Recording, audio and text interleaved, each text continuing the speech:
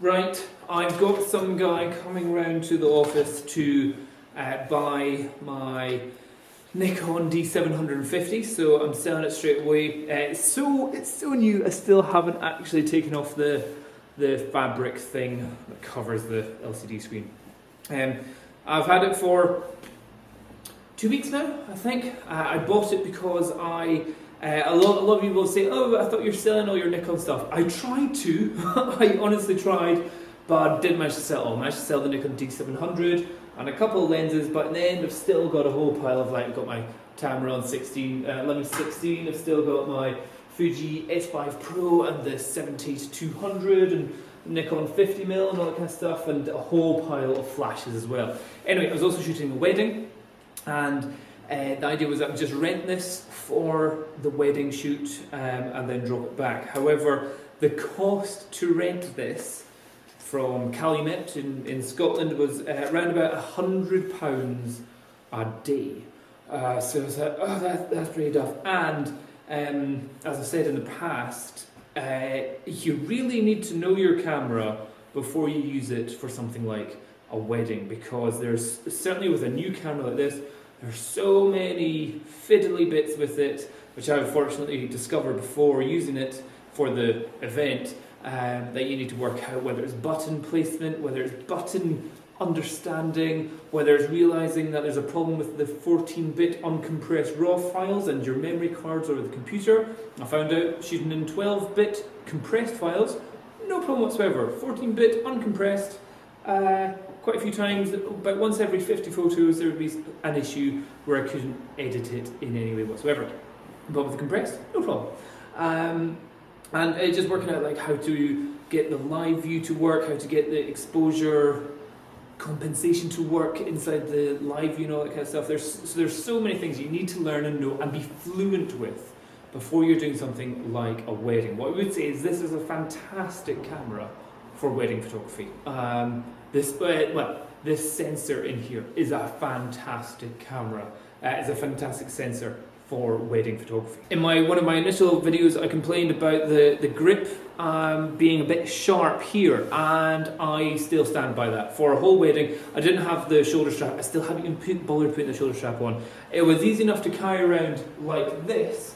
That was fine, but when doing a lot of shots holding like this, for my size of hands, it wasn't comfortable. It definitely meant this pinky was always off the camera, so I'm missing that. So again, if you're a wedding shooter, you should always have the extra battery pack. And it just meant more weight was on the top finger, and it was just, I was getting cramp in that finger during the wedding shoot. So I was like, oh yeah, photo, oh, cramp.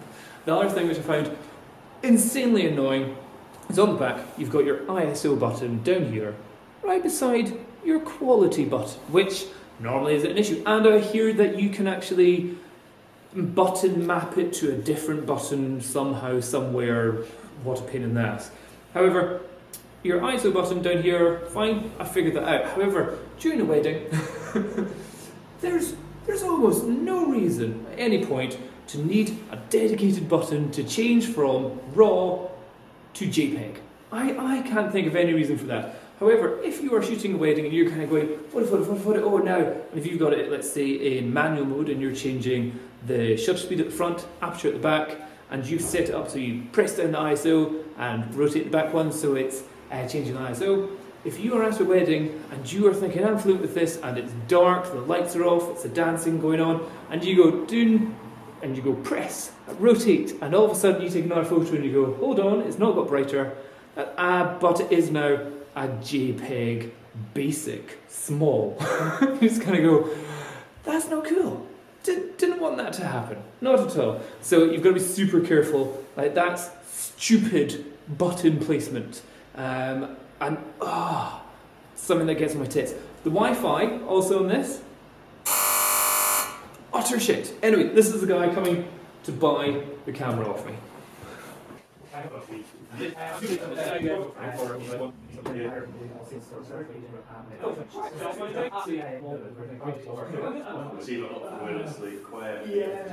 Absolutely not. So, yeah, here it is, if you want to have a little play with it. Yeah, sure. There you go.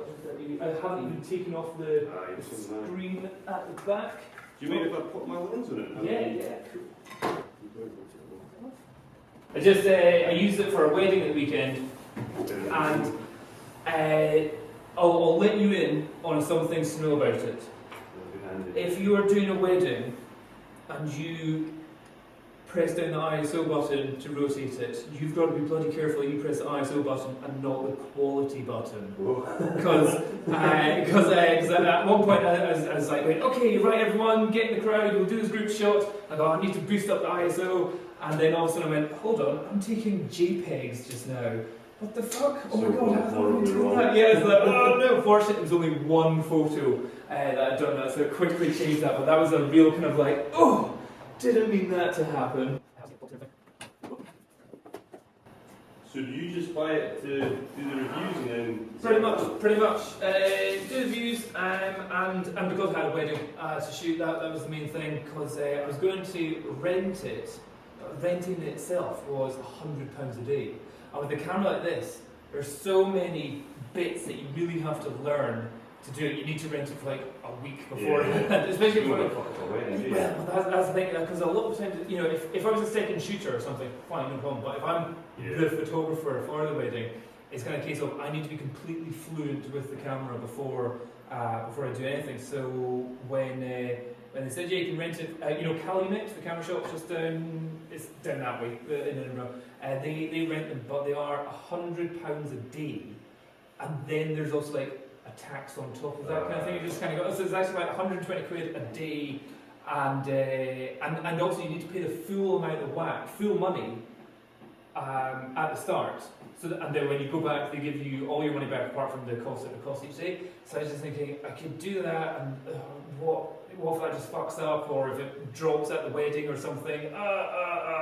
I thought I'll just buy it, and then I can just review it and sell it on afterwards. Because the money I get from selling it, I just go put it into another camera somewhere else and just get that going.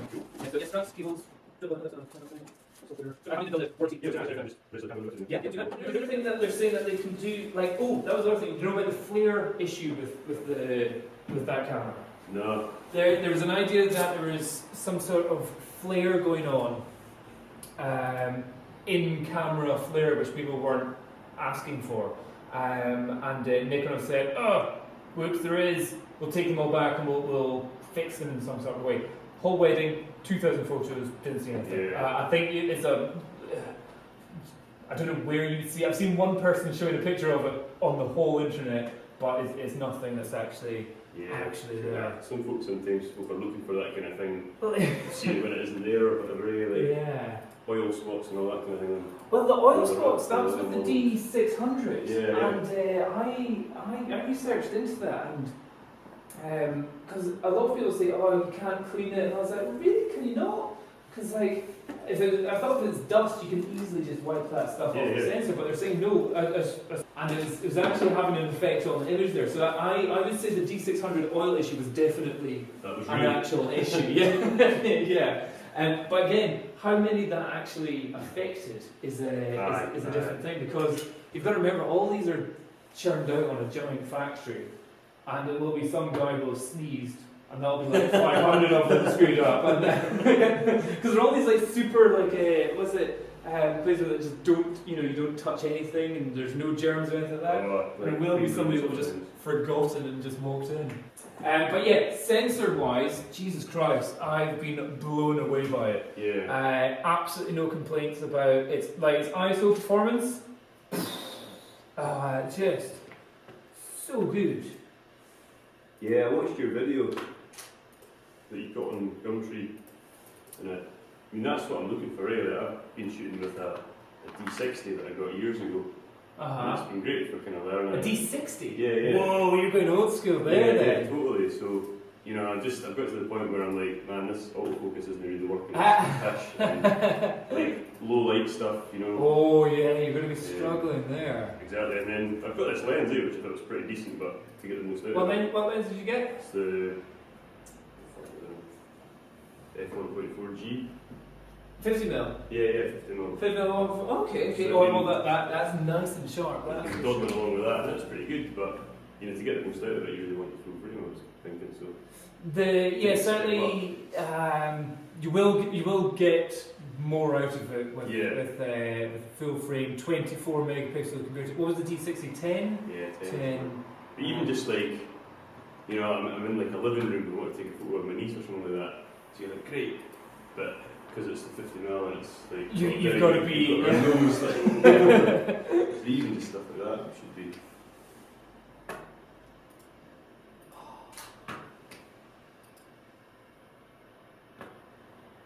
I was reading it's got something with the autofocus that like locks onto folks' eyes or something as well, so it just nails in. Not that I have that. Now, what I have seen is they've done.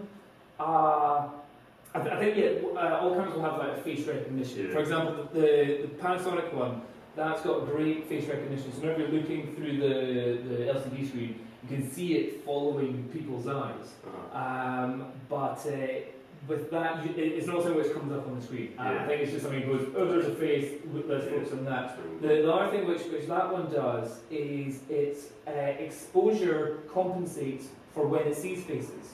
So if you've got it on exposure, it's like exposing to the whole image, and there's a bright sunshine over there, and then there's dark trees over there, and there's a person here, another camera will kind of go, oh, bright sunshine, dark, everything else. This one goes, bright sunshine, face, fuck sunshine, face, and the exposure's much more for like a person being in there. So they've said that that's been really good, and so certainly if you're running and gunning, just going photo. If you've got it in like aperture mode or shutter mode, it will kind of go, oh no, face is a bit more important, let's expose properly for that. So I think that's, it's not so much eyes, but it's more faces, face exposure compensation that is doing. I've put a couple of comments on different Facebook forums just kind of saying I cannot complain about the sensor in here. Now, and the camera I had before this was the Nikon D700, so it was a full frame and all that kind of stuff. But this one was the D60 goes up to ISO about 1600 or something, and at that, it's pretty, you're like, oh, there's a face there somewhere. This one, I was shooting the wedding happily at ISO 10,000. I was just like going, holy shit. And so before the Nikon D700, fantastic camera, and whenever I first got that, I put it up to ISO 3200. I was like, holy shit, this is good. And the kind of comparison from going from the D300 to the D700 of kind of going, holy shit, that's good, it's been the exact same jump again to that kind of going, fuck. The fact that I got to ISO 10,000 ISO and be happy. The photos I was looking at, I looked at that on the computer, I was like, oh, I can see a bit of noise. So, oh, we have had no noise reduction added in the software or anything, so it's like, noise reduction, plus a tiny bit, disappeared everything. I'm like, I cannot believe how clean the images are coming out at such high ISOs. The other thing is, with that one, they were talking about the actual, the autofocus in low light is meant to be. That's the other thing already, that you can just. It always depends on the lens that you've got. So obviously 1.4 will be so much brighter, it will be able to catch it in much darker situations. But again, like what I was at a wedding, when it's like the dancing time and it's like a couple of disco lights to light you up, and you're just trying to go, there is no fucking light in here, and you're trying to get fast focus to capture somebody dancing around or something. Most cameras are just going hunting for it. But with that one, I was just like, I felt so confident. There's quite a few times where I was taking the shot, and I was like, right, okay, I want to get a low down shot, and I just like here, bang, like that, instead of before being down like that. So like for me, that's nifty. For me, this I think it's been handy for about 3 photos. Yeah, I mean, it's not hugely handy though. I've never used it because the D60's it's got the screen, but it's not got live view. It's very well built. It's almost too well built.